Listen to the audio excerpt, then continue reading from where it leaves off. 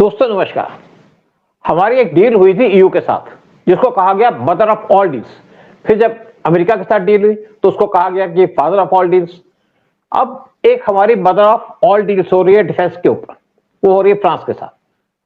French president Macron India के अंदर आए फरवरी 17 को और एक डील साइन की गई जिसके अंदर 114 फाइटर जेट को मैन्युफैक्चर किया जाएगा इंडिया के अंदर। और एक बहुत बड़ी डील है, ये है 36 बिलियन डॉलर की डील है। ये सबसे बड़ी डील है जो इंडिया ने की है किसी कंट्री के साथ भी, और इसको तभी कहा गया मदर ऑफ ऑल डील्स। कुछ लोग क्वेश्चन पूछ रहे हैं कि क्या फ्रांस रशिया की जगह ले रहा है, क्या रशिया हमारा सेकेंडरी पार्टनर बन जाएगा। लेकिन रशिया के साथ भी डील होगी, उसकी बात चर्चा बाद में करेंगे। वो डील शायद अगले महीने होगी। लेकिन इस डील से सबसे बड़ा जो झटका पड़ा है वो पड़ा ट्रंप को, क्योंकि ट्रंप के F-16 F-35 वो इंडिया ले नहीं रहा। इससे ट्रंप थोड़े से घबराए हुए हैं। और दूसरा झटका पड़ा है चाइना को, तीसरा पड़ा है पाकिस्तान को। लेकिन साथ में एक और आदमी है जिसको बहुत बड़ा झटका लगा है, वो है राहुल गांधी। और राहुल गांधी ने कहा फ्रांस ने मोदी को जकड़ लिया। जब 36 रफाल खरीदे थे फॉर $9.4 बिलियन, तो राहुल गांधी ने बहुत ज्यादा शोर मचाया, पूरे वर्ल्ड में शोर मचाया। उसने कहा इंडिया बिक गया, ये डील महंगी की है। जब उसको समझाया गया कि भाई इस डील के हमने कोई यहाँ पे प्लेन तो खरीदे नहीं, प्लेन के साथ हमने एमुनिशन खरीदा है, मिसाइलें खरीदी है और बहुत सामान खरीदा साथ। लेकिन राहुल बाज नहीं आया। उसके बाद केस सुप्रीम कोर्ट में चला गया। जब सुप्रीम कोर्ट ने राहुल को लताड़ा तो राहुल गांधी चुप हो गए। इस बार राहुल गांधी ने उस टाइप का शोर नहीं मचाया। राहुल गांधी को क्यों परेशानी होती है? क्योंकि राहुल गांधी को जब देश प्रोग्रेस करता है तो दिक्कत होती है। राहुल गांधी हेट करते हैं इंडिया को, लेकिन सबसे ज्यादा हेट करते हैं हिंदूज को, क्योंकि आज हिंदू इस कंट्री को चला रहे हैं। लेकिन ये जो डील है इसके बाद में बातें करेंगे, कई बातें करेंगे। और साथ में इंटरेस्टिंग बात ये हुई, जब फ्रेंच के प्रेसिडेंट आए मुंबई के अंदर तो जॉगिंग करने लगे। वो इतने खुश थे कि उनकी कंट्री को इतनी हेल्प मिली है कि वो अपनी खुशी को रोक नहीं पाए। उनका मैं जॉगिंग करूंगा, यहाँ पे घूमूंगा। और ये बहुत बड़ी डील है, इस पे चर्चा करेंगे। बहुत सी बातें मैं भी कहूंगा, बहुत सी बातें कहेंगे उदय शंकर पानी जी। पहले उदय शंकर पानी जी को सुन लेते हैं, उसके बाद मैं आपसे बात करूंगा, क्योंकि मैं इन डेप्थ के अंदर इसको स्टडी कर रहा था, क्या क्या हुआ। और पुरानी बातें भी करेंगे, क्यों इंडिया ने 10 साल लगा दिए 36 रफाल के खरीदने के बाद इस डील को साइन करने के लिए। हाँ उदय जी, आप कुछ कहिए इस डील के बारे में। सर, मैं तो मोदी जी को द बेस्ट प्लेबॉय अगर मैं कहूंगा इस युग का। हर कंट्री के साथ उनका अफेयर है, हर कंट्री के साथ उनका प्यार है, मोहब्बत है। और ऐसे मिलते हैं हर कंट्री के हेड से कि जैसे भैया वही उन्हीं का बेस्ट फ्रेंड है। तो कमाल का इनका माने इन्होंने अपने कॉन्टैक्ट्स बनाए हैं। एंड जिस तरह से दोस्ती बढ़ रही है हर कंट्री का। अभी देखिए, आज मेरे ख्याल से खत्म होगा और आज जाएंगे वापस हमारे फ्रेंच प्रेसिडेंट वापस बैक टू फ्रांस। और कल आ रहे हैं ब्राजील के president with a very big delegation. तो कोई अंत ही नजर नहीं आ रहा। मतलब लग रहा है हिंदुस्तान की पांचों उंगलियां घी में। और मेरे ख्याल से पूरा श्रेय जाता है मोदी जी को, जिस तरह से उन्होंने अपनी गुडविल का जाल बिछाया है पूरी दुनिया में। And we are doing very well. और जो हम चाह रहे हैं वो हर कंट्री आके ऑब्लाइज कर रही है। जैसे फ्रांस ने ऑब्लाइज किया, पहले तो वो नहीं दे रहे थे हमको उसके कोड वर्ड्स वगैरह, रफाल के फोर्स कोड वगैरह नहीं दे रहे थे। Now they have agreed and the production is in India and India will be also exporting Rafale. You know, that's a very major this thing, you know. Okay, we will be exporting one of the best fighter plane, which is tried and tested.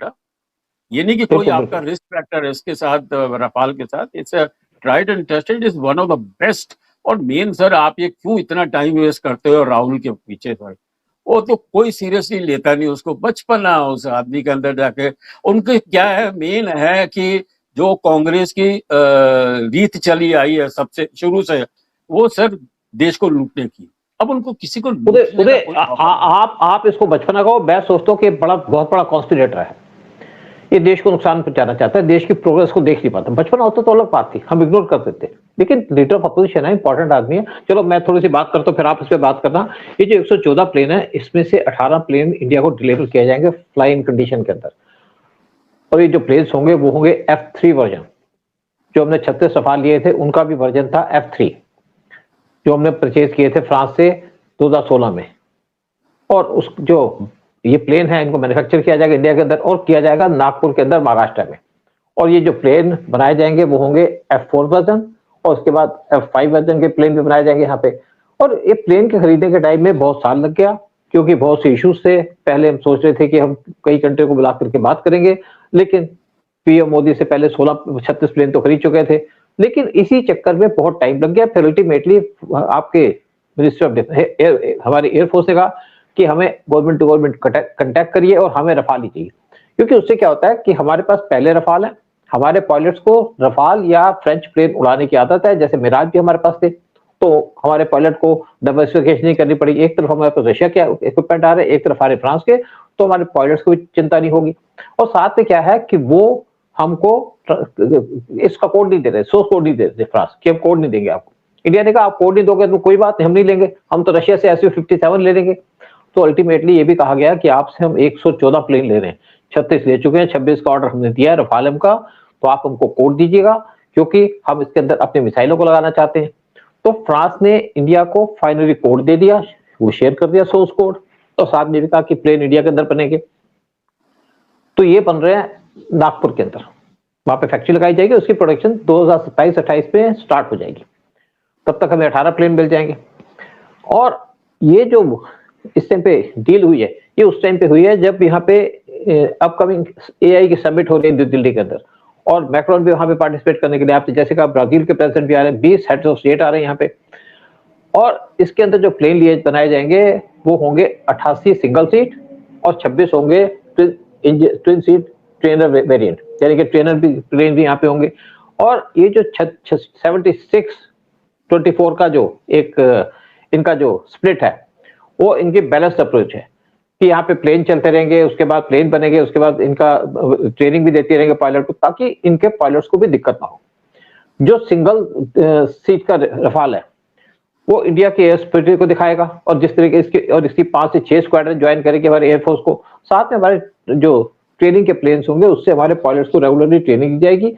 और एक major highlight इसकी है कि इसके अंदर 55 से 70% होगा आपका इंडिजिनस कंटेंट, जो बाद में 80% हो जाएगा।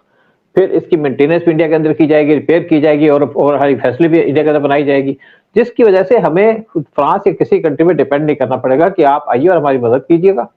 इससे पहले जो हमने बिग 29 थे हमारे पास, उसको हमने अपग्रेड करना था, तो उन प्लेन को रशिया के अंदर भेजा जाता, आप अपग्रेड करिए।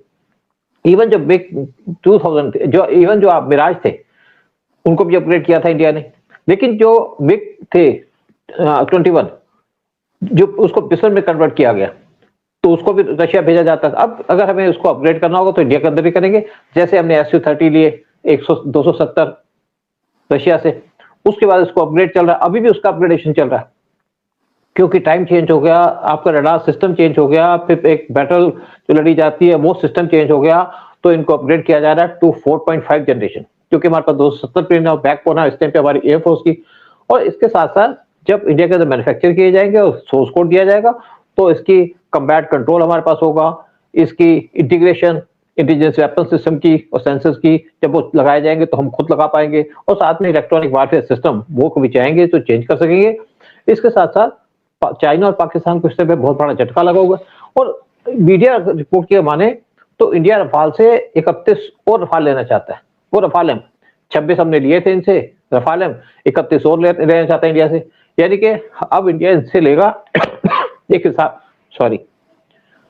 अब इंडिया इनसे लेगा 145 रफाल, 114 रफाल और 31 आपके रफाल एम। और साथ में एक और एग्रीमेंट इनके साथ हुआ है बेल और सैफरन के बीच में। सैफरन वो कंट्री जो कंपनी है जो रफाल बनाती है, कि इनकी हैमर मिसाइल वो इंडिया के अंदर बनाई जाएंगी। हैमर मिसाइल जो है वो एयर टू लैंड की मिसाइल्स है, और इसकी रेंज 200 किलोमीटर की है, और इतनी हैवी मिसाइल है कि ये गड्ढे खोद देती है जमीन के अंदर। और इसके 2 वेरिएंट है जो इंडिया ले रहा है, इंडिया के अंदर बन रहे हैं। एक जो हैमर मिसाइल है वो 200 किलोमीटर जाती है, उसकी रेंज, उसका वेट थोड़ा कम है। जो दूसरी मिसाइल है उसका वेट ज्यादा है, उसकी रेंज है 100 किलोमीटर की। साथ में इंडिया इनसे M88 इंजन ले रहा है, वो इंजन भी इंडिया के अंदर बन रहे हैं, यानी कि जो आज देखिए वर्ल्ड के अंदर इस टाइम पे 4 कंट्री हैं जो जेट के इंजन बनाती हैं। एक है यूएस, दूसरा है फ्रांस, तीसरा है ब्रिटेन, चौथा है आपका रशिया। चाइना के पास इस टाइम पे अपना इंजन नहीं है जो अपने फाइटर जेट पे लगाए। तो ये इंजन भी इंडिया के अंदर बनेंगे। यानी कि आपको याद होगा पीएम मोदी ने जो स्पीच दी थी आपके लाल किले से, तो कहा था कि इंडिया के अंदर इंजन बनेंगे। इसी भरोसे पे उन्होंने एक बात की थी कि फ्रांस के साथ बात हो चुकी थी कि M88 इंजन इंडिया के अंदर बनेंगे और इंडिया वो इंजन बनाना चाहता है, और साथ में और भी चीजें और एग्रीमेंट साइन किया गया इनके साथ।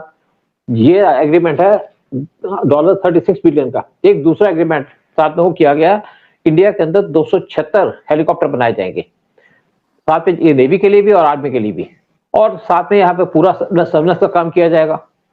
यानी कि इंडिया अपनी नेवी और एयरफोर्स दोनों को स्ट्रेंथन कर रहा है। और जिस तरीके से इंडिया अपने प्रोग्रेस कर रहा है, मैं आपको एक और बात बता दूं कि इंडिया बहुत सालों से परेशान था। जब नेहरू आए थे, नेहरू जब इंडिया के प्राइम मिनिस्टर, नेहरू ने कहा था हमें कोई आर्मी की जरूरत नहीं है। और इवन जब 1962 का वार हुआ तो उस टाइम पे एयरफोर्स को यूज नहीं किया गया, क्योंकि नेहरू चाहते थे किसके साथ वार हो। उस टाइम पे नेहरू ने काम किया कि उसने जब तिब्बत पे चाइना ने कब्जा किया तो नेहरू ने कहा कब्जा कर लो, हमें कोई चिंता नहीं है। और नेहरू को था कि अगर चाइना खुश हो जाएगा तो हम अटैक ही नहीं करेगा। और इसलिए नेहरू कहता था कि आप सोए रहो, चाइना कुछ नहीं करेगा, एक तरफ हिमालय भी है और वो हमारे कंट्री के अंदर तो आएगा नहीं, हमें तो कहता भाई भाई। तो नेहरू ने इंडिया पे अटैक कर दिया।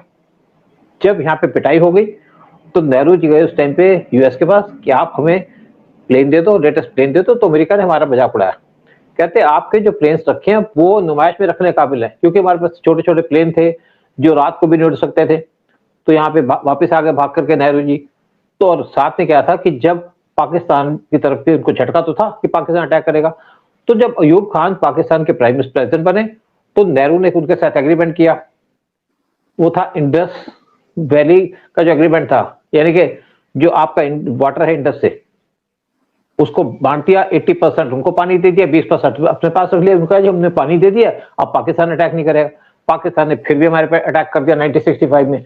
जब पाकिस्तान ने अटैक किया तो हमारे पास कुछ भी नहीं था, मतलब हंटर जैसे प्लेन थे हमारे पास, लेकिन दो हमारे पास आए थे MiG-19 जिनको हमने वार में यूज किया। हमारी आर्मी की कैपेबिलिटी की वजह से और हमारी एयरफोर्स के ऑफिसर्स की कैपेबिलिटी की वजह से वार हम जीत गए। लेकिन उसके बाद हमें पता चल गया कि अब तो वेस्ट हमें सपोर्ट नहीं करेगा, तो इंडिया पूरे तरीके से चला गया रशिया की तरफ, और रशिया से उन्होंने डील्स करनी शुरू कर दी। यहाँ से जब आपके टैक्स लेने शुरू कर दिए, तोपे लेने शुरू कर दी, एयरक्राफ्ट लेने शुरू कर दिए। हमारे पास आए MiG-19, MiG-21, MiG-25, MiG-29, ये सारे प्लेन लेते रहे हम। और जब 1971 का वार हुआ तो उस टाइम इंदिरा गांधी ने नेट प्लेन बनाए थे, इंडिया के इंडिजिनस प्लेन, छोटे प्लेन थे, हाँ नेट थे जो। लेकिन उस टाइम पे हमारा जो उससे मुकाबला चल रहा था वो चल रहा था फ्रेंच मिराज का और कैनेडियन सैबर जेट्स का। ये दोनों प्लेन बड़े थे, लेकिन नेट छोटा प्लेन होने की वजह से जल्दी घूम पाता था। और जब उस टाइम पे मिसाइलों का दौर नहीं था, उस टाइम पे होता था आपका लड़ाई होती थी डॉग फाइट। डॉग फाइट में जो नेट था वो छोटा चक्कर लगा के घूम के रफाल इनके जेट के पीछे आ जाता था और बहुत इनके गिरा दिया एयरफोर्स के। उससे बहुत ज्यादा अचीवमेंट भी थी, वार भी जीत गए, बड़े इफेक्टिवली वार जीत गए। लेकिन उसके बाद इंदिरा गांधी के जाने के बाद किसी भी हमारे प्राइम मिनिस्टर ने इसकी तरफ ध्यान नहीं दिया। फिर 1990s में 60 Su-30 प्लेन खरीदे हमने रशिया से और बाद में उसको इंक्रीज कर दिया 270 तक। लेकिन जब इंडिया के ऊपर अटैक किया गया, पहलगाम का अटैक किया गया, तो जब हमने उनके ऊपर अटैक किया पाकिस्तान के ऊपर, तो जब लड़ाई हुई तो हमारे पास ये प्लेन रेडी नहीं थे, यानी कि Su-30 रेडी नहीं थे, क्योंकि उसकी अपग्रेडेशन चल रही थी, तो उनको यूज नहीं कर पाए। और उस टाइम पे पीएम मोदी ने कहा था कि हमारे पास अगर रफाल होते तो सिचुएशन ना होती, क्योंकि रफाल का एग्रीमेंट साइन किया था 2016 में, लेकिन प्लेन अभी तक मिले नहीं थे। उसके बाद हमने MiG-29 को अपग्रेड करना शुरू कर दिया और अब देखा कि जब उसके स्पेयर पार्ट्स नहीं मिल रहे, क्योंकि हम रशिया पर डिपेंडेंट थे, वहां पर रशिया यूक्रेन वार चल रहा है, तो इनको हम यूज नहीं कर पा रहे। इनको कन्वर्ट तो कर दिया था एयरक्राफ्ट कैरियर के लिए। अब इंडिया क्या कर रहा है, इंडिया रफाल M ले रहा है दोनों एयरक्राफ्ट के लिए, पहले 26 थी, 31 और ले रहा है। और ये जो Su-30 MKI है इसको अपग्रेड कर दिया गया तो 4.5 जनरेशन, और भी अपग्रेडेशन चल रही है। लेकिन मीन टाइम इंडिया एक प्लान कर रहा है, परचेज करने की पूरी तैयारी कर चुका है रशिया से Su-57, जिसको मैन्युफैक्चर किया जाएगा महाराष्ट्र के अंदर, जहां पे Su-30 MKI की अपग्रेडेशन की जा रही है।